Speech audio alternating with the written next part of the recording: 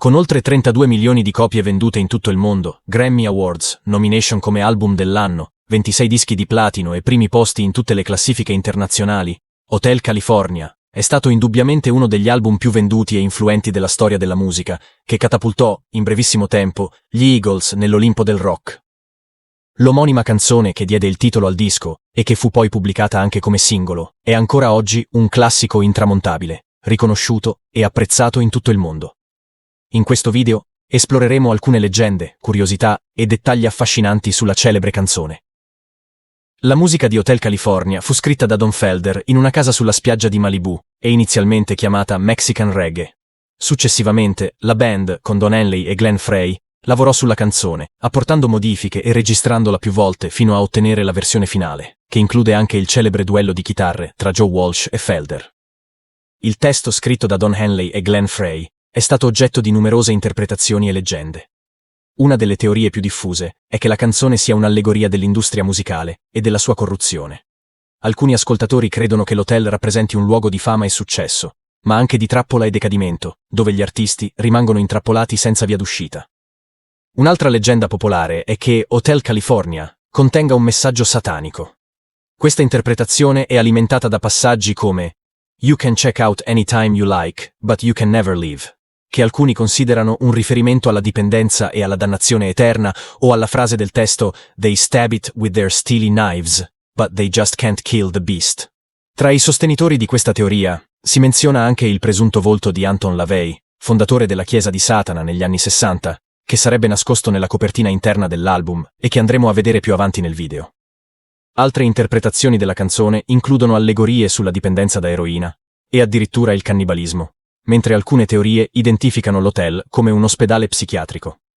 Inoltre, la parola colitas è stata interpretata sia come uno slang sessuale che come un riferimento alla marijuana. Lo stesso Henley, anni più tardi, durante un'intervista, svelò che in realtà il testo parlava degli eccessi della cultura americana e di alcune ragazze che conoscevano, ma trattava anche del delicato equilibrio tra arte e commercio. Frey, invece, descrisse la canzone come la storia di un viaggiatore esausto, che trovando rifugio in un hotel nel deserto, si ritrova in un mondo strano con personaggi bizzarri e avverte una sensazione claustrofobica di intrappolamento. Gli Eagles svelarono anche che l'uso della parola steely nel verso "They stab it with their steely knives" non aveva nulla a che fare con dei messaggi subliminali o esoterici, ma era una stoccata giocosa alla band Steely Dan, che in precedenza aveva inserito il verso "Turn up the Eagles, the neighbors are listening" nella loro canzone "Everything You Did". Ma come avviene in alcuni casi, nonostante le spiegazioni fornite dagli autori, molti continuano a pensare che in realtà ci sia qualcosa di ancora più misterioso dietro quei testi, il che probabilmente continua in un certo senso anche ad alimentare il fascino eterno della canzone stessa. Il singolo, pubblicato il 22 febbraio 1977, circa 2 mesi e mezzo dopo l'uscita dell'album, raggiunse brevemente la prima posizione nella Billboard Hot 100 e divenne una vera e propria colonna sonora dell'America di quel periodo. La casa discografica tentò in tutti i modi di convincere la band a tagliare il brano, convinta che la canzone fosse troppo lunga per essere trasmessa in radio. Tuttavia, alla fine, fu la band a decidere, e la canzone venne pubblicata nella sua versione originale di oltre 6 minuti. Hotel California è stata inclusa nella lista delle 500 migliori canzoni di tutti i tempi, stilata dalla Rock and Roll Hall of Fame. Il suo assolo di chitarra, eseguito da Don Felder e Joe Walsh, è stato classificato 8º nella lista dei top 100 guitar solos della rivista Guitar World. Ancora oggi, nell'era del digitale, la canzone vanta milioni e milioni di download, confermando la sua rilevanza e popolarità duratura anche a distanza di tanti anni dalla sua pubblicazione.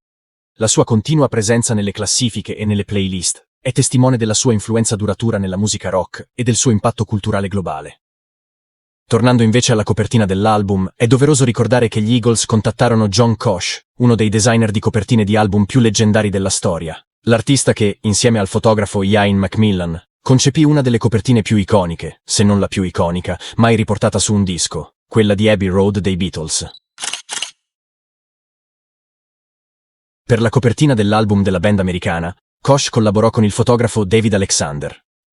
L'hotel fotografato e riportato sul disco è il lussuoso Beverly Hills Hotel, situato ancora oggi al 9641 di Sunset Boulevard e noto anche come Pink Palace, all'epoca già un punto di ritrovo per le star più celebri di Los Angeles. Come raccontò poi Don Felder nel libro The Yacht Rock Book, The Oral History of the Soft Smooth Sounds of the 70s and 80s, per catturare e fotografare quell'immagine particolare dell'hotel durante il tramonto, Koch e Alexander noleggiarono una piattaforma aerea che parcheggiarono dall'altra parte della strada, all'insaputa dei responsabili dell'hotel. La decisione di non avvisare nessuno portò dopo la pubblicazione dell'album con quella foto a una causa da parte del proprietario dell'hotel contro Koch. Tuttavia, la denuncia fu successivamente ritirata quando gli avvocati di Koch mostrarono che grazie alla visibilità e al successo dell'album, le prenotazioni presso il Beverly Hills Hotel erano addirittura triplicate. Sul retrocopertina e all'interno dell'album, invece, le foto vennero scattate nella hall del Lido Hotel, situato all'incrocio tra Wilcox Avenue e Yucca Street, nel cuore di Hollywood. Nella back cover l'androne è vuoto, ma nella foto appare un bidello, che, secondo i sostenitori della teoria dei presunti messaggi subliminali, si dice fosse un uomo morto, sacrificato da satanisti o dallo stesso Anton LaVey. Nel gatefold invece la sala, oltre ad ospitare gli Eagles, è piena di gente. Tutte le persone presenti, come spiegò Don Felder in un'intervista molti anni più tardi, simboleggiano coloro che si sono persi e sono ai margini della società. C'è anche una donna misteriosa che appare in una finestra al secondo piano. Nella lobby abbiamo invitato tutte le persone che conoscevamo, assistenti, manager, addetti stampa, avvocati e tutto lo staff degli Eagles. Ancora oggi, guardando la foto, riesco a riconoscere tutti.